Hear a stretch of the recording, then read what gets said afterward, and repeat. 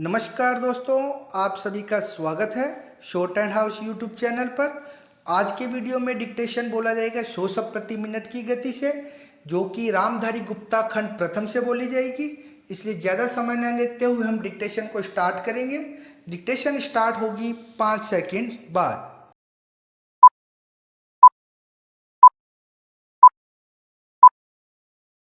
Start. उपाध्यक्ष महोदय, हम सभी यह मानते हैं कि आज ऐसे समय में जबकि देश के सामने बहुत कठिन समस्याएं हैं, यह सदन एक महत्वपूर्ण प्रश्न पर विचार कर रहा है।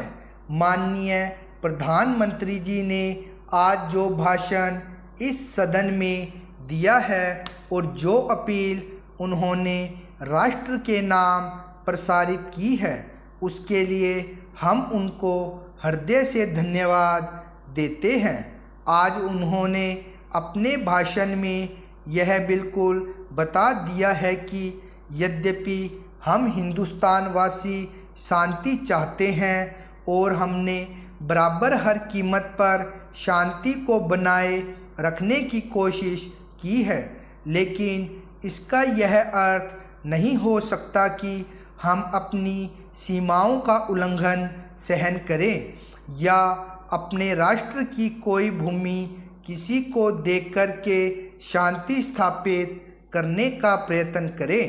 प्रधानमंत्री जी ने सदन के सामने जो भाषण दिया है और जो आंकड़े सदन के सामने रखे हैं, सचमुच उनसे यह स्पष्ट प्रकट हो जाता है कि हमारी जिन सीमाओं का आज पाकिस्तान अतिक्रमण कर रहा है, वे सीमाएं और वह भूमि सब हमारी है। इस समय पाकिस्तान का जो रवैया है, वह कोई नई बात नहीं है। हमने बराबर पाकिस्तान की ओर मित्रता का हाथ बढ़ाया है, लेकिन पाकिस्तान ने बराबर उस हाथ को काटने का प्रयत्न किया है। देश के विभाजन के समय से लेकर हमने बराबर हर प्रश्न का, हर विषय को मित्रता से तय करने का प्रयत्न किया है, चाहे पाकिस्तान का रुख किसी भी प्रकार का क्यों न रहा हो।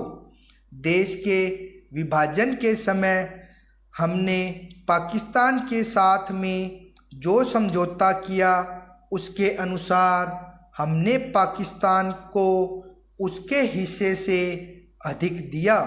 उसके पश्चात भी जब जब कोई प्रश्न हमारे सामने आए, हमने उनको उचित प्रकार से तय करने का प्रयत्न किया।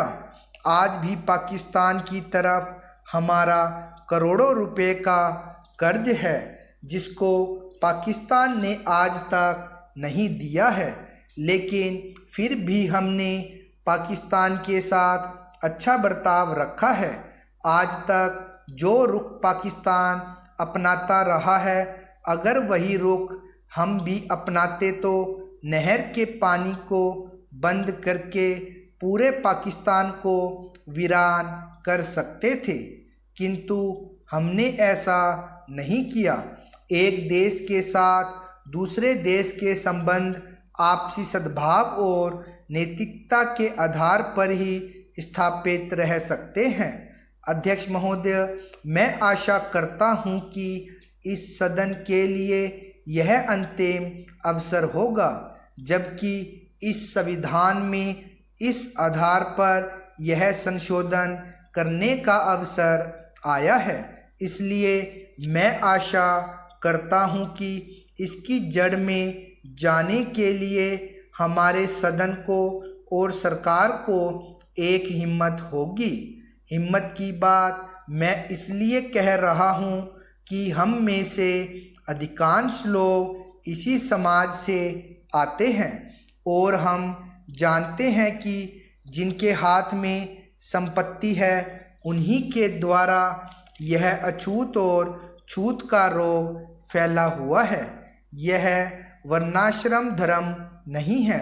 हमारे यहाँ यह धन्नाश्रम धर्म है, संपत्ति पर आधारित है और इसके लिए मैं इतनी ही आशा कर लेता हूँ कि आज अभी जो देश के विभिन्न भागों में ज़मीन कुछ हाथों में केंद्रित है, जब तक ज़मीन के एकाधिकार को हम नहीं तोड़ सकेंगे, जो कुछ लोग सैकड़ों और हजारों एकड़ रखे हुए हैं, जिनमें अधिकांश सदस्य भी इस सदन में सम्मिलित हैं, तब तक यह समस्या हल नहीं होगी।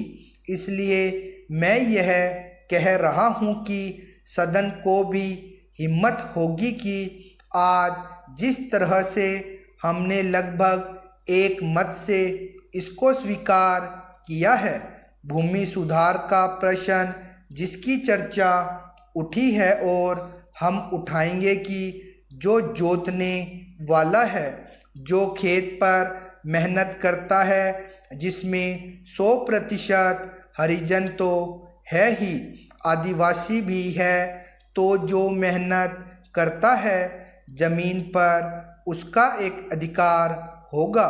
सदन को यह हिम्मत होगी कि वह इस चीज़ को करे, यह मैं आशा करता हूँ, और नहीं होगी तो मैं समझता हूँ कि यह हमारे लिए एक ढकोसला होगा।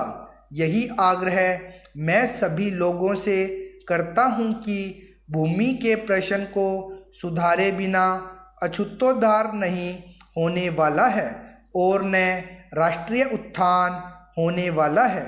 मैं चाहता हूँ कि वह शांति से हो, इसीलिए मैं यह आग्रह कर रहा हूँ, नहीं तो अशांति फूटेगी, लेकिन हम चाहते हैं कि शांति से हो।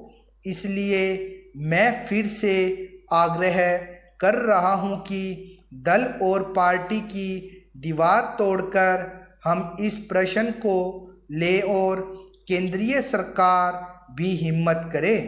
प्रधानमंत्री प्रतीक्षा में न रहें कि कुछ और लोग इधर से चले जाएंगे तो वह करेगी, और लोग जाएंगे तो वह कठिनाई में फंस जाएगी। इसीलिए मैं कह रहा हूँ कि यह अवसर है, अध्यक्ष महोदय, वह हिम्मत करे जिससे देश में ज़मीन जोतने वालों को मिले, और जो जब मेहनत नहीं करते उनसे ज़मीन लेकर उसका बंटवारा कर दिया जाए। मुझे आश्चर्य हुआ जब मैंने इस प्रतिवेदन को आरंभ से अंत तक देखने की कोशिश की और इसमें अंग्रेजी का इतना समर्थन मेरी समझ के बाहर की बात थी। अंग्रेजी के समर्थन के साथ रोमन लिपि तक का समर्थन किया गया है। जब हमारे संविधान में देवनागरी लिपि को राष्ट्रीय लिपि माना गया है और आज भी हिंदी देवनागरी लिपि में लिखी जाती है, मराठी देवनागरी लिपि में लिखी जाती है, अन्य भाषाएं अपनी अपनी लिपि में लिखी जाती है। रोमन लिपि के लिए इस आयोग की रिपोर्ट में किस प्रकार कहा गया, रोमन लिपि की बात कैसे इसमें आई, यह मैं कम से कम नहीं समझ पाया। पर एक बात देखने योग्य है कि अंग्रेजी का इतना समर्थन होने के बाद भी और कई विदेशी विशेषज्ञ इस आयोग के सदस्य होने पर भी अंत में उन्होंने भी माना कि अंततोगत्वा शिक्षा का माध्यम प्रादेशिक भाषाएं होगी। आयोग को यह भी मानना पड़ा कि अंग्रेजी के माध्यम रहने से देश की हानि हो रही है और संसार के किसी भी देश में ऐसी स्थिति नहीं है। आयोग स्वयं इस बात को स्वीकार करता है कि इस प्रकार विदेशी भाषा के माध्यम से हमारे देश की कितनी हानि हो रही है। मैं त्रिसूत्री भाषा फॉर्मूले का समर्थक हूँ। हिंदी साहित्य सम्मेलन जो हिंदी की सर्वमान्य संस्था है, जिसका इस समय मैं अध्यक्ष हूँ, उस सम्मेलन ने भी त्रिभाषा फॉर्मूले को स्वीकार किया। यद्यपि हम यह उचित समझते थे कि द्विभाषा फॉर्मूला रहता, एक मातृभाषा और दूसरी राष्ट्रभाषा, लेकिन हमें इस बात का भय था कि यदि द्विभाषा फॉर्मूला रहेगा तो मातृभाषा और अंग्रेजी रहेगी। इसलिए हमने विवश होकर प्रेम से नहीं, उत्साह से नहीं, बल्कि लाचार होकर त्रिभाषा फॉर्मूला स्वीकार किया कि मातृभाषा रहे, हिंदी रहे और तीसरी भाषा अंग्रेजी या कोई भी दूसरी भाषा रह सकती है। कहा जा सकता है कि हमारे यहाँ अभी स्नातकोत्तर पढ़ाई के लिए पर्याप्त साहित्य नहीं है। बड़ी गलत बात है यह। अभी सरकार के द्वारा ही कुछ महीने पहले यहाँ पर एक प्रदर्शनी हुई थी। उस प्रदर्शनी से यह बात स्पष्ट है कि हमारे यहाँ पर वैज्ञानिक और शास्त्रीय विषयों पर भी कम से कम हिंदी में पर्याप्त पुस्तकें हैं। स्टॉप। 100 शब्द प्रति मिनट की गति से थी यह डिक्टेशन। रामधारी गुप्ता खंड 1 के अभ्यास 88, 79 और 90 थे। इनका बार बार अभ्यास कीजिए तथा इन्हें ट्रांसक्राइब जरूर कीजिए।